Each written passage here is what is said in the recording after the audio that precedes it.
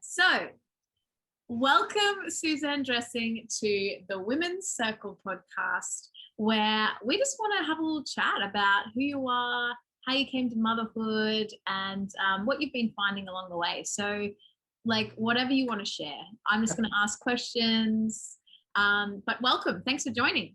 Thanks for having me. I'm excited and nervous. Why do you think you're nervous? Probably because I have shared with you and the other women that we've met through Mumma Got Skills more than I probably shared with some of my closest friends and family. So almost in my head, I feel like I might need to, now if this is going to be a bit more public, do I need to just think a little bit more before I speak? Because I've been very open with you in that sort of safe space. So I'm just a bit nervous about. Wow. I like to talk, and I'm just worried I'm going to just talk too much and say everything in the whole world. You only have to share what you feel comfortable. Okay, yeah. And I think one of the great things about you, and that I found having you in the groups, is that you have that vulnerability to share. And, you know, you might say, oh, but I don't usually share like that outside. Yeah. And isn't that such a beautiful space to sit in as a new mum, even though it's just... Totally. It totally is, because I think a lot of the struggles that I had when I first became a mother with Robin, I was feeling so much, so strongly, and didn't feel like I had anywhere to share it, because, you know, I'd moved over here from another country. I had a circle of friends that was really based around my work and my husband. And suddenly I had all these big feelings and worries and concerns. And I was almost starting again from the ground up in terms of where's my family here? Where's my, where are the close friends that I have in the UK that I don't have here? And I had kept it all inside, and I feel like I didn't really have anywhere to vent, to share, to sort of, that's release that emotion. It's really interesting. And I think you're not alone. There's so many women that come from other places and have a baby in a completely new country, and it's like starting again. So perhaps we'll start with, like, if you can tell us a little bit about your background, where you grew up and how you ended up in Australia. That'd be great. Of course. So I'm Scottish, and my husband is also Scottish. I was born in Edinburgh and grew up there. We moved to Australia in 2014, a few months after we got married. And my husband Christian and I, we traveled quite a lot together. We went on great holidays, and that was our thing, because when we were in the UK, we were sort of in that age of really cheap flights. We used to go lots of places in Europe. We used to Ryanair, go to, 20 minutes. Yeah, Ryanair. And we used to go all over Europe. We used to go to the States and to Mexico, and we went all over the place. Anyway, we'd been to Australia. There's a whole story about how we got together, which is not for now. But anyway, we actually got together in Australia despite being school and university together. And then we always thought we'd maybe like to come back and live here for a while and maybe work for a few years and just, you know, enjoy life at the other side of the world in the sunshine.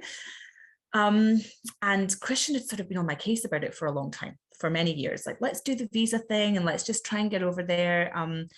And I was always like, oh, it's a lot of money and it's a lot of effort. And what if I really miss my family? And what if I hate it? And it was all these what ifs. Anyway, long story short, I can't remember what made me feel like we should try again, but we were looking at jobs, and I was with a big firm in the UK that's got offices all around the world. And I found a job similar to what I did over in Scotland. And there was one job in Australia, and that job was in Brisbane. And I thought, well, I'll just apply for it. And so I sort of applied for it in secret. Like, I didn't speak to anyone at work about it. And lo and behold, I got it. And it was great because they just paid for us both to move over, and they did the whole visa thing. And Christian came on the back of my visa. Like, he didn't need to find a job before he came. And we knew about that when we were on our honeymoon. And in fact, I think we knew about it before we got married. We didn't tell anybody. We got married, we went on our honeymoon, we came back, and we were like, guess what? I'm not pregnant, but we are moving to Australia. And like, everybody was devastated, like my mum and dad and everything, because they're probably thinking, oh, great, now we need to look forward to having grandkids. Anyway, so we moved over here, and kind of didn't look back. It was very stressful for the first sort of 6 to 12 months. I was settling into a job that I thought I knew what it was, but actually it was quite different to what I thought it would be. My boss, who's still my boss, kind of took a chance on me, I think. And it was just, yeah, it was, so the first year was filled with me with quite a lot of stress and worry that like I was kind of like a duck trying to keep my head above water, but madly flapping underneath. But anyway, then I settled into it, and it's really hard work, but I loved it. And then, like I was saying, my whole kind of persona over here was kind of built around my job. My friend, I used to go out with friends from work. I met some friends and their partners through my work, introduced them to Christian. We then had this big network of friends, like some expat friends, some Aussie friends, and a lot of that was kind of our life. But anyway, then we just, yeah, we loved it. And then we just decided one day, if we don't have babies soon, then it's probably going to be a bit late. But like, we're not really that interested in kids. We're not really that into babies, but we should probably do it. Let's just see what happens. Anyway, and then we had a baby, and then we bought a house, and then we had another baby, and we're probably not going back. I love that. I love the journey that you've had to get here, and that it was quite positive. Like it was a joint decision, and yeah, to explore. And I think, well, I guess I'd like to know about this idea, because again, you're not alone. There's so many people that don't know if they want to have children. Yeah, there's this societal expectation that the clock is ticking. Like, we've got this real thing, don't we? And so it's sort of like, I relate a little bit. I actually didn't know if I was going to be able to have children, because I had endometriosis and a bunch of other things, which I know I'm not alone. There's lots of women like that. But yeah, I'd be interested to know, like, once you found yourself pregnant and that journey, and then when the baby came, how that changed everything for you. So similar to you, it was like, what you were saying about the clock ticking, that was kind of the big thing for me. When I was growing up, I was never exposed to a lot of babies. I was never the kind of girl growing up that used to just be obsessed with dolls and, you know, babies. And whenever she saw, because I still see girls, like young girls now, when I'm out walking with Finn, and they're like, oh, I was never like that. I could take or leave babies. I wasn't interested really, and didn't really feel maternal. I was quite like a boys girl. I had lots of male friends. I kind of felt a bit like one of the lads. I was in a bit of a male dominated industry, and I didn't really have that many female friends, and I always struggled, I don't know why, to sort of hold on to female friendships. I have some very old friends from school and from uni, but I didn't really make a lot of new female friends through my kind of 20s and early 30s. But I had quite a few male friends. So when we decided to have Robin, it was more like, I knew Christian was going to be a wonderful father, and I kind of couldn't imagine my life without kids, but I didn't really know if I wanted to actually be a mom. Do you know what I mean? But then everyone's like, oh, your heart just fills with love, and you just get into it. And, you know, as soon as you have your baby, you'll look at them and be like, oh, I've never experienced anything like this. It wasn't really like that for me. And when I fell pregnant with Robin, my focus really for those 9 months was on, actually it wasn't 9 months because Robin was a month and a bit early, but, you know, for those 8 and a bit months, it was just on me and my pregnancy. And was I going to hold on to this baby? And how was my body changing? And how did I feel? And I didn't think for a second about what it was going to be like to have that baby, which is, it must be different for everybody. And the breastfeeding thing and all of that, I just thought, well, I'll just do it and it'll be fine. And then I'll be back at work and life will be back to normal. And my baby will go to daycare. Maybe I'll go back to work after 6 months or whatever. And when I had Robin, it was like absolute shock of my life. I just stood up, or I was lying in bed one morning, Monday morning, and I just felt my waters break. And I thought, oh my God, there was no doubt in my mind that was my waters breaking. Like that, I didn't know what it would feel like, but I knew that's what it would be. And we phoned the hospital and they were like, okay, well, it's a bit early, you should come in. And anyway, I had Robin that night, and it was a really sort of fast, quick birth once labor got started. And so I was kind of shell shocked. There was no time for an epidural or anything. And my overarching feeling was, I'm so proud of myself that I just did that. And it was okay. But because Robin was early, they took him straight away into special care. So I didn't get all that time with him on my chest to start trying breastfeed. He was too small, and a tube went in to feed him. And so like I was wheeled back to the hospital room, but without my baby. And it was still, the focus in my mind was still on, wow, I just did an amazing thing. I can't believe that just happened. But it wasn't on, where's my baby? Where's my baby? I remember they gave me a photo of him and said, oh, look at this photo and try and hand express some colostrum. And I was looking at the photo and I was crying because I was thinking, I don't feel what I think I'm meant to feel. And there's nothing coming out of my breasts. And I had these midwives trying to hand express for me. And I was like, that's agony. Like, I've just given birth, but that's agony. And I can't do it. And they'd be like, oh, well, there's no shame in using a pump. And I'm like, no shame in using a pump. Like, I didn't think there was, but now I think there is. And like, interesting. There's crazy things. Now, if somebody said to you, I'm expressing using a pump, you'd be like, good on you. Yeah. But like for me, it was all these new things. I was just like, I don't understand. So I just felt this big disconnect. And so the bonding experience with Robin took a lot longer for me. I remember there was a few days I was in hospital, and slowly they were letting us have him for more time in the room with us. And I remember holding him one day and then just feeling this emotion, thinking, oh my God, I'm his mother and I'm the center of his world. And it was only that minute I thought, it's not the midwives who he wants to hang out with. It's not anyone else. It's actually me. And it's taken me like 3 or 4 days to get to this point. And then it started to feel a bit easier. But it was a hard journey because Robin didn't sleep.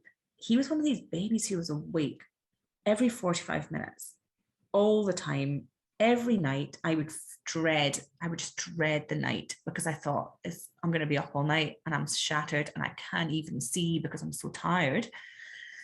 So I just feel like it took away so much from the enjoyment of those early months.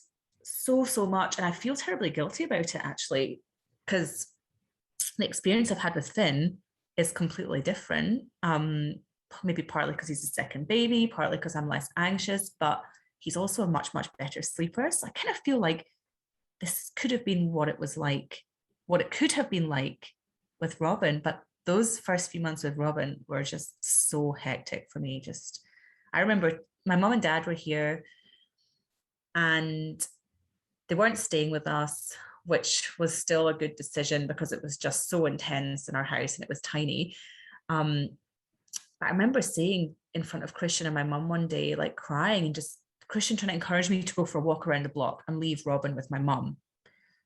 And Robin must have been less than 3 months old at this point because we moved house when he was maybe 3 or 4 months. And I was just saying, I feel very strange. Like I don't feel like myself. I don't even think I can leave the house. Like I felt like taking a few steps from the front gate was just too much. And I was like almost shaking with fear. And also saying to Christian and my mum, like, is there something wrong with me? Like, are you guys worried about me? And then being like, oh, no. But I'm sure they probably were. And it was just so much, Carlie. Like, it was just, did you feel unbelievable. Fear? Like, was it a fear base? Like, I can't leave the house, just this real crippling. Yeah. In my stomach, in my throat. Yeah. I can't leave the house. I can't leave my baby. Even though I wasn't like fully bonded with him at that point, I felt like I couldn't leave him. Yeah. I didn't know what was going to happen. Like he had to be with me and like he had to be on the boob all the time. Yeah. Because I didn't want him to cry. Yeah. Like, it was just, and it was weird. And I couldn't go anywhere. And then I was terrified being by myself with him. It was just, yeah. It's actually so common. And I'm really grateful that you've spoken openly about it because it happens to so many women, but they feel so much shame and guilt around it. Yeah. And so then you don't talk about it. So it becomes trapped. Can I ask you if anxiety's been part of your life story before having children? So it's interesting. It's only recently, probably in the last year, that I've started thinking about this. And also because Robin is quite an anxious child. And so I've sort of been deep diving into my own life, thinking, why is he like this? Where did he get this from? I'm like, yeah, he probably got it from me. So when I was a kid, I was the kind of child who didn't want to go to parties. Like I remember a few occasions that my dad would drive me into town and try and drop me off somewhere, and I'd be like hanging onto the railings, being like, I don't want to go in, and then he'd have to take me home. And then even at the age of, now this is quite embarrassing, but even at the age of like 11 or 12, when I'd started sort of high school, making new friends and then going for a sleepover, and it would getting to like 10 or 11 o'clock at night and not wanting to stay over, and then saying, I need to go home, and then having to phone my mum or dad for them to come and get me.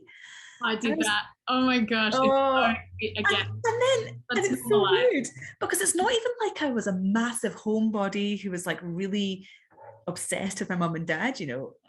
I felt like I was a normal person, but I guess I was very shy as a child. I didn't really have that many friends. I was a bit different. Like I liked to dress in really weird clothes. I remember going through a phase of everything I bought was like from op shops, and my mum would be like, what are you wearing? But she couldn't change my mind. I was kind of one of those kids, but my mum and dad were so cute because they always used to say like, you know, you do you, essentially. Like, don't let anybody say anything to you, Suzanne. You know, you just be the person you want to be. You're perfect the way you are. And I'd be like, cool. But like I didn't really have any friends. And it's just so, anyway, so I was like that kind of shy, probably separation anxiety of some sort. But then it must have just gone away at some point. Like maybe, I don't know, maybe when I was like 13, 14, so it went away.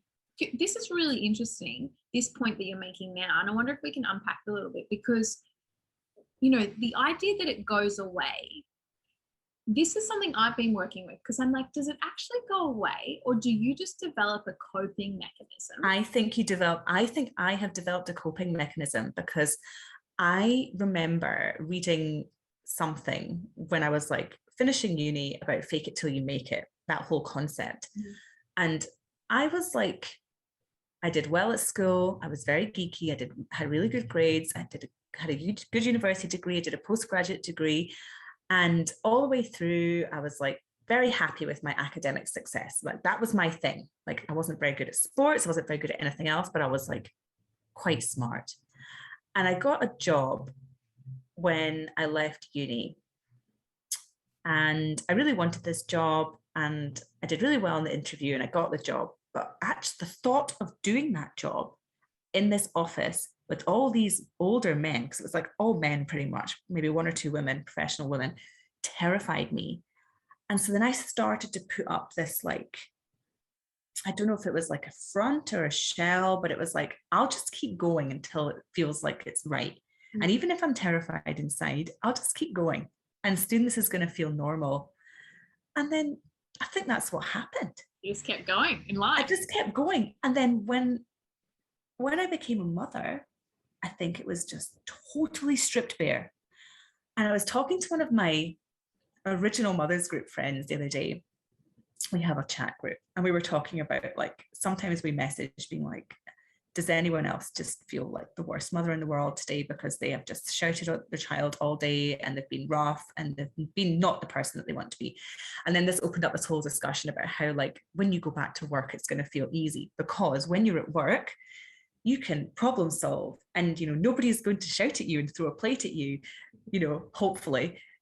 You're just going to be able to sort of sort it out. Yes. But like parenting children is like a different ballgame. You are just stripped bare. You know, your coping mechanisms are like at an all-time low. Your ability to just cope and just deal with stuff is just, especially if you're sleep deprived, is just at the lowest it could ever be. And so, you know, it's hormonal as well. I think there's a lot of, I don't know, I've sort of had a look at all these kind of things. I think there's a hormonal aspect. The massive hormonal shifts when you have a baby can cause that real imbalance of serotonin in your brain. Mm-hmm. Breastfeeding can also have a similar effect. Like that letdown hormone can cause like real feelings of dread. I got that a bit with Finn. And I remember Googling, like, why do I feel dread when I'm breastfeeding my son? And I found this whole thing about how there's some people can have this big imbalance of hormones when the letdown happens. It's like crazy stuff. We'll put that in the notes because that'd be helpful for other people. Oh, yeah. And it's a weird thing. And it lasts just like a minute or two, and you kind of grow out of it after like 3 to 6 months. But anyway, but yeah, the tiredness, the hormonal shift, the fact that your life as you know it is gone. For me, the big thing was, where is my freedom? I used to be able to just be like, okay, I'm going out and I see ya. Can't do that anymore. You've got another tiny human that you need to look after. And Robin didn't ever take a bottle. And he was like totally boob obsessed. So I was just like, I just felt so trapped. I can't do anything. And even if I did get the chance to go out, I couldn't enjoy myself because I was just like, what's happening at home? Is he screaming because Christian's trying to put him to bed? So it was just it's hard. Strip me bare. Yeah. Also, because we want to try and control as much as we can in this world, knowing that we really have no control, which is the biggest, weirdest concept. And so, if you were an anxious child yourself and shy, and then you found these mechanisms to cope, and they were really effective. Till they weren't effective. So effective you didn't even know you had them. You didn't even know that they were there. I'm so there. And when they become exposed, they can't go back again. No. And I think that's where we think that we're broken. We think that something's wrong with us, that we're unwell, that we're a problem that needs to be fixed. Why can't I just be like everyone else? Why don't I feel like everyone else, or what you think everyone else feels like? Totally. And have you found now that actually it's a beautiful opportunity, because you said, look, I've started to look at my own stuff. And so now you build who you really are. And definitely. And that vulnerability. You can start again. That vulnerability you spoke about having in the group, that is you. That's the real you. And people loved that person. And isn't that a hard concept? Oh my God, you love me and I'm flawed. No one's going to look at you and be like, oh, you think you maybe had some mental health issues when you had your first child. It's more like, join the club. Because everybody does, but nobody talks about it. And I feel like it's so important to sort of not assume that everyone's struggling, but kind of just be there and sort of say, I was struggling and it's actually really normal. And like, if you didn't struggle, you're probably in the minority. Like, or do you know what I've been thinking about a lot lately? It's like, you're going to be triggered by your children at times, at ages when things happen to you as a child, right? And so subconsciously, totally subconsciously. And, you've talked about sleep a lot and that being a real trigger for you.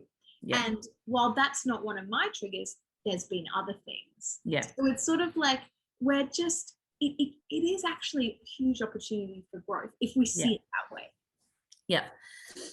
But we've got a lot of stigma around it being wrong, bad, or broken.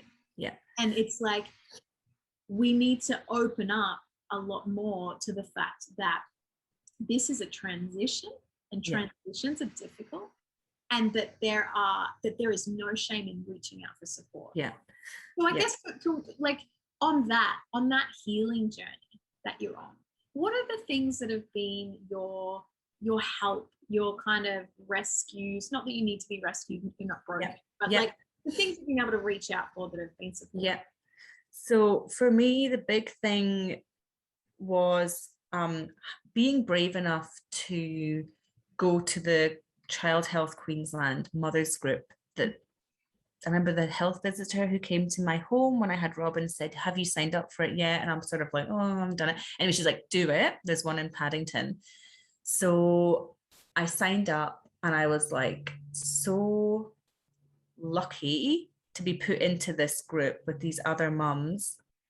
We are friends now, all of us. Not a single one has dropped out of that group.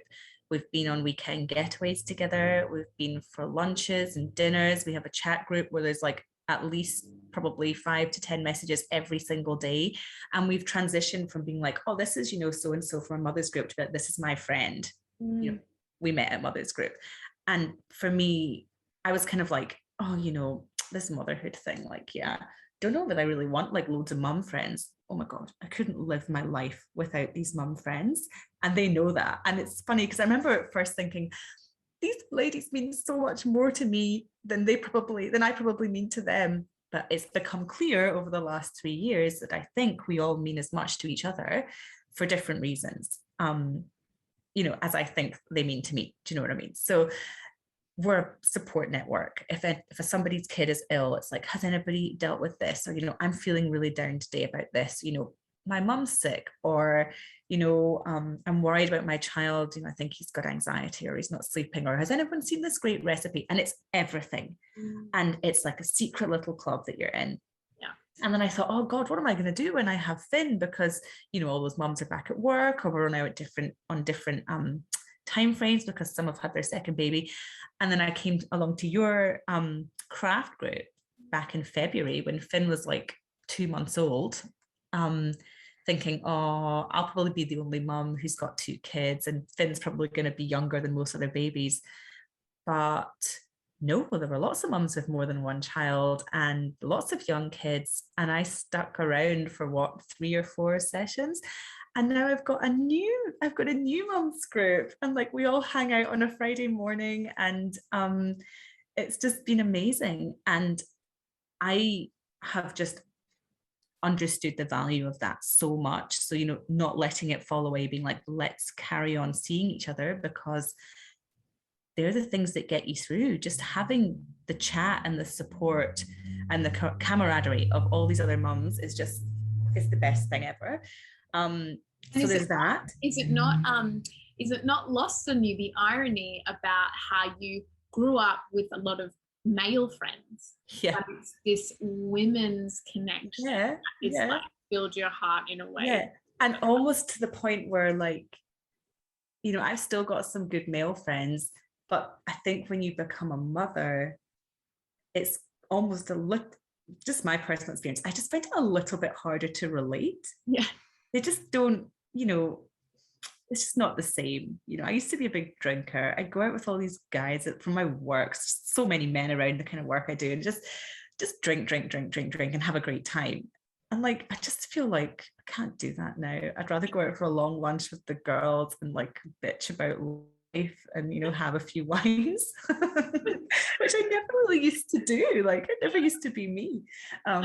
Yes. So like connection with women. Yeah. So that's just been so important. So like other mums has been like number one.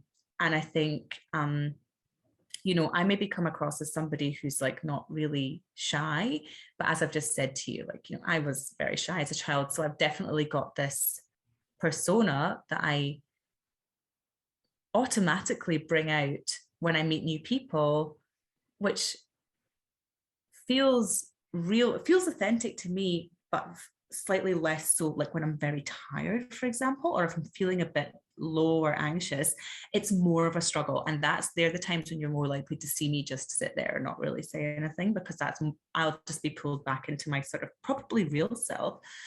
Because, being a parent of 2 young boys is like so exhausting. So yeah, the whole mums thing is like, is probably my number one biggest thing. But I've also found a lot of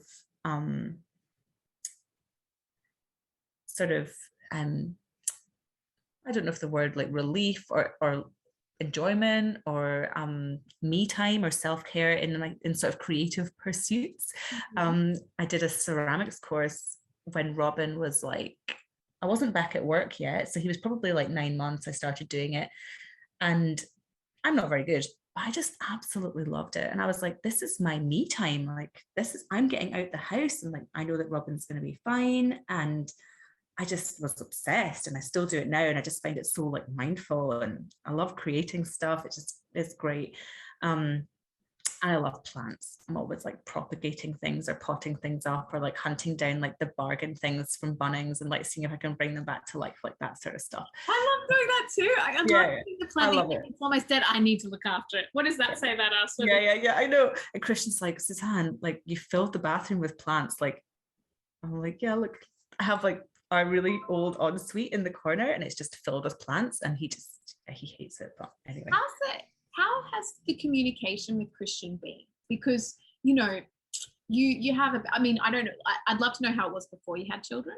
And then when you had that struggle within you, how you came together to work through that. So, do you know, I still think, you know, when Finn was young and I was a bit like, I can't cope, like this is just too much. And that was just in those very early months where Robin was acting up in a big way. Finn was like in that newborn and coming out of that newborn stage, so kind of around 4 months where they start to sleep not quite as long, and you're just like, oh no. I was very triggered by that. I was like, the sleep thing, it was like a big thing for me, and I was like, if he's not going to sleep, I don't know what I'm going to do. Like, I can't cope, particularly with COVID and not having any family help over here. Anyway, and I just remember thinking, like during the night in my low times, thinking, this is not the woman that Christian married. I really feel for him.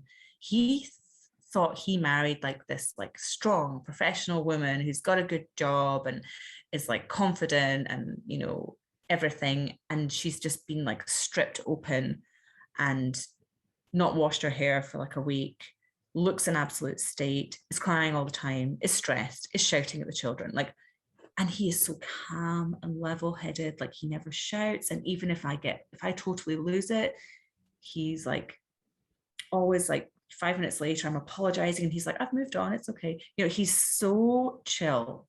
It's like a yin and yang thing. Totally. He knows who he married. He didn't marry that persona. Yeah. He married the real you. Yeah. So I think he probably, I'm a talker and I'm like a bit frantic and I'm very impulsive, and I like, you know, I could, you know, went to a house auction at the weekend just for a look, and I'm like, Christian, let's just put an offer in. He's like, Suzanne, we don't even have like pre-approval on a home loan. What are you talking about? He's like, we're not going to do that. That's the kind of, so I guess he probably does know, but I don't know. It's been difficult. Like, he's not really a talker. He's kind of like your typical man, or how the world would like you to think men are, and that he's just like stoic and just doesn't really talk about his emotions. And, you know, I might say to him at the end of the day, you know, what was the best thing that happened to you today? And he's just like, my lunch was quite nice. You know, I'm like, give me something more than that. You know? I've been stuck at home. Tell me something. I'm just going to take my jumper off. Apologies. You can edit that bit out. So so Christian, I feel like, has been very level through all of these 3 years. I feel like I haven't really noticed him change that much. And apart from very recently, where he's now having to deal with Robin at night, and Robin is waking a lot and for long periods of time, and we're not really sure why, and it's very stressful, and I can't look after both boys because Finn wakes at night. And anyway, so Christian's holding down a full-time job and is also waking for multiple hours a night with Robin, so it's stressful. And that's almost, I'm seeing a little bit of him just feeling a bit more stressed than he would be usually. I don't know, I found it very hard, and I probably didn't really communicate with him how I was feeling. I think he knew I was very anxious with Robin, but we never gave it a label. We didn't ever give it a label where I'm like, I think maybe I have anxiety, or, you know, maybe I'm feeling so low that it could be postnatal depression. We just powered on, and we were just like, our baby doesn't sleep, it's really shit. And, you know, we would just laugh about it, and people would be like, how do you keep going? And I'm like, well, what's my option? I have to keep going. And that was my protective mechanism. I would just laugh it off and be like, everything's fine. But it wasn't. Like, it was so bad. And I was so jealous of like every single other person whose baby slept for like more than 45 minutes at a time. Like, what am I doing wrong? So anyway, to get back to your point about communication, we probably didn't really talk about it at all until where really, like, you're just going through the motions. Yeah, until it was that period between Robin being sort of quite self-sufficient as a toddler and then getting pregnant with Finn. I almost was triggered by the thought of being pregnant again, that I almost, like, I remember just feeling very anxious all the time. And I put up with it for a long time. I couldn't concentrate at work. I felt sick. And I thought, there's something wrong with me. Like, what is it? And I remember just Googling loads of stuff and thinking, yeah, I think I'm like super anxious. I don't really know why, because Robin was sleeping, and it was a trigger. Seems to me like a traditional trigger for some kind of like previous mental health issue. And it was only then that I spoke to Christian, and Christian sort of was like, I think you're fine. Like, you're not that bad. And I'm like, well, no, I'm probably not that bad, but definitely something's wrong. And I felt so much shame and so embarrassed. Like, I was just so embarrassed about having to admit that there was maybe something wrong with me.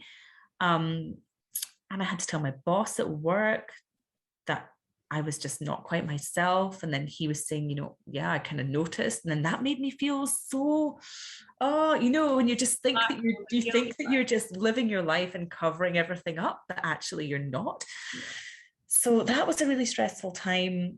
But I have to say, like, the birth of Finn was fine and good.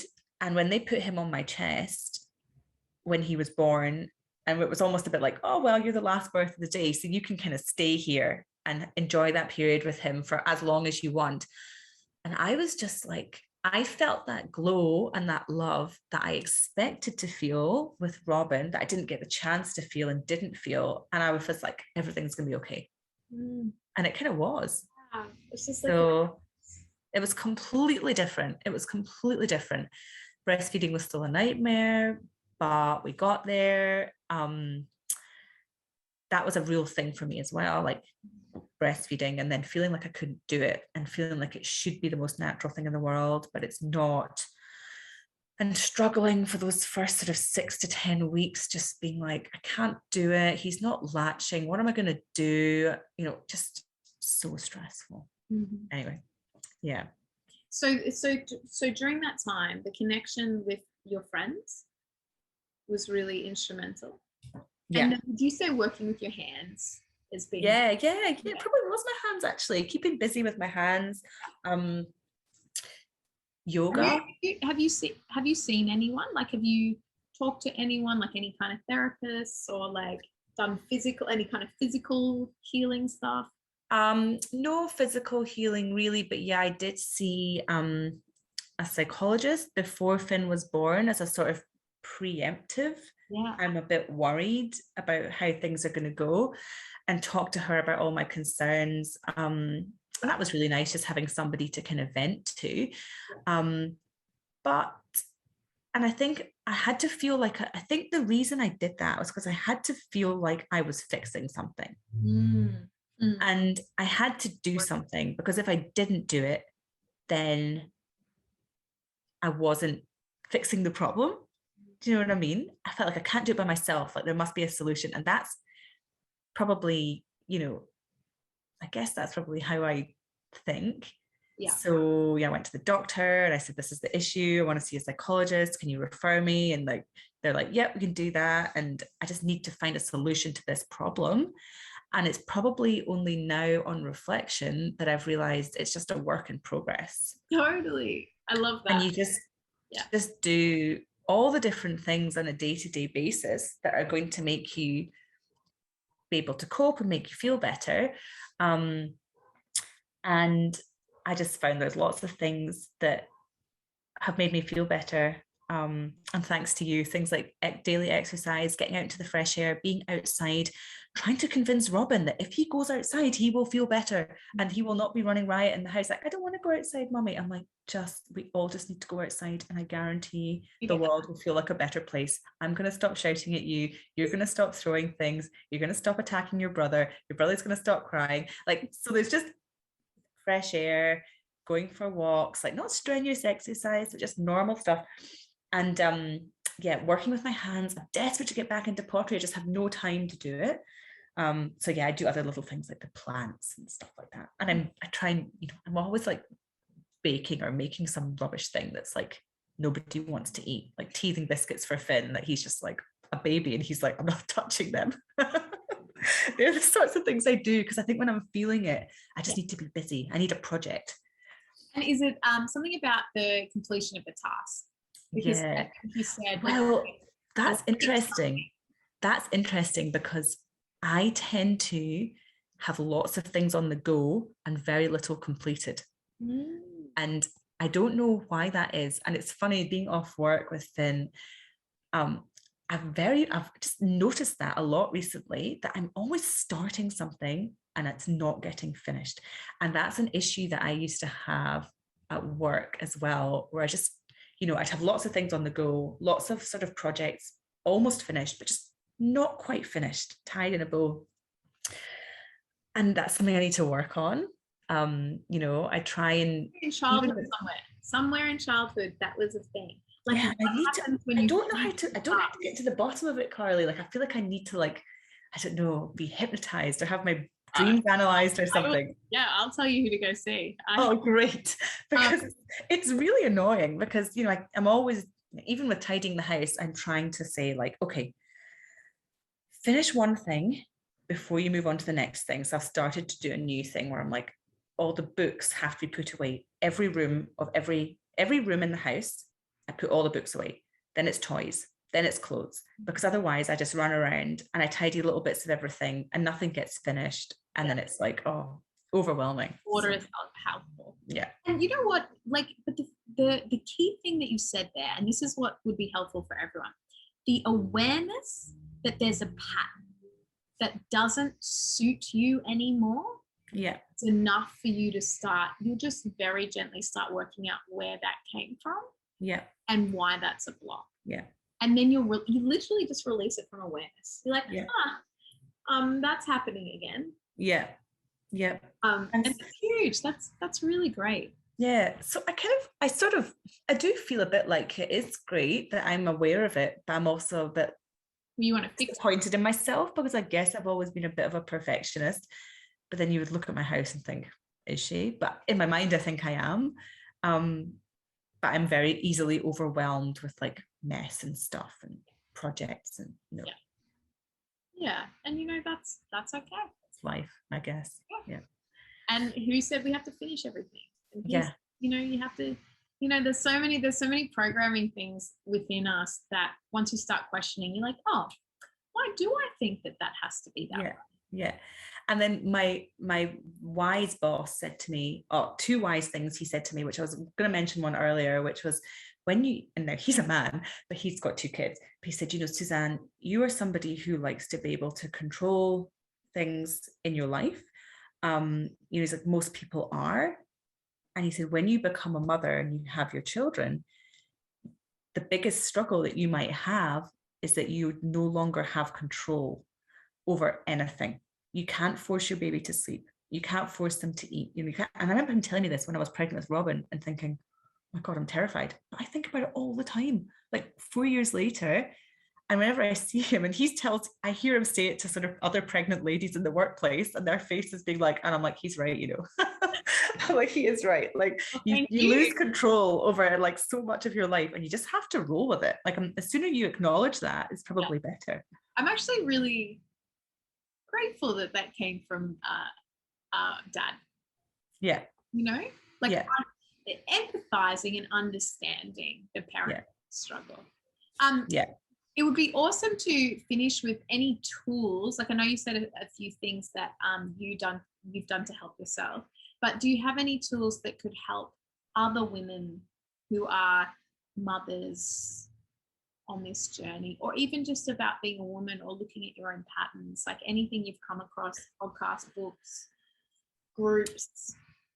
I think for me, even if it seems like the most terrifying thing, try and put yourself out there and find a mum's group or a group of other mums group or a group with other mums in it. So like something like your Mumma Got Skills group or like the traditional mothers group.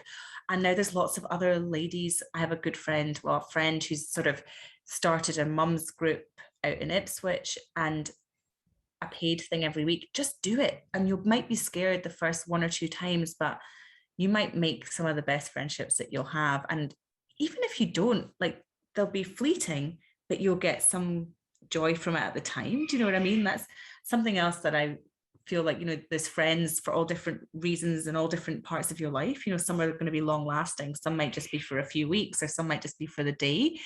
And don't feel bad about that. Like, don't be desperate to make that a friendship. Don't mourn it. Just go with the flow. So like, find some other mums and have a chat, even if it's at the park. I introduced myself to a lady with a Scottish accent who had a baby, who probably, I thought at the time, she's going to think I'm crazy. But anyway, now we meet up every week to go for a walk together because we live close by. So like, just be brave and just, even if you're feeling at your lowest ebb, because, I understand sometimes you do. I think finding other mums to just talk to is so important. And try and find something to do that is not baby or mum related, where there might not be any other mums there, or any other, and you're not talk about babies at all. Like when I started my pottery thing, there was nobody there talking about babies. It was a mixture of men and women, and it was great. Just not to talk about children and not to talk with other mums, and just do something. And what you were talking about was clay, and how you do that, and what are you going to make today, and what color is it going to be when it's glazed. Talking about those things was just a lovely release. And the last one, which I've just started doing recently, is buying some delicious essential oil blends and dropping a few drops in the corner of your shower when you're having the shower, and letting the steam turn it into an aromatherapy steam. That's my favorite. I love that so much. I started doing that, and I've even got Christian onto it. And like at first he was like, "Oh, I can't be bothered," but now I always smell it. Like he does it every day. I love it, because you know what? You're never going to get time to have a steam. Yeah, never. Like, drop it in your shower. Yeah. What's your go-to fragrance? What do you love? Oh, so I bought some from this place called Eco Modern Essentials, and they're Australian, and they had a pack of 3 Australian blends. And the one I use in the shower, because I think it talks to me most, it's like an energizing one. I think it's called Australian Shores, and it has like lime oil, bergamot, and some other like orange flower or something. It's zesty, and it like gets you ready for the day. Beautiful. I love it. Thank you. Thanks so much for talking to me today. Oh, you're welcome. It was my pleasure, and thanks for asking me. It was such a great story.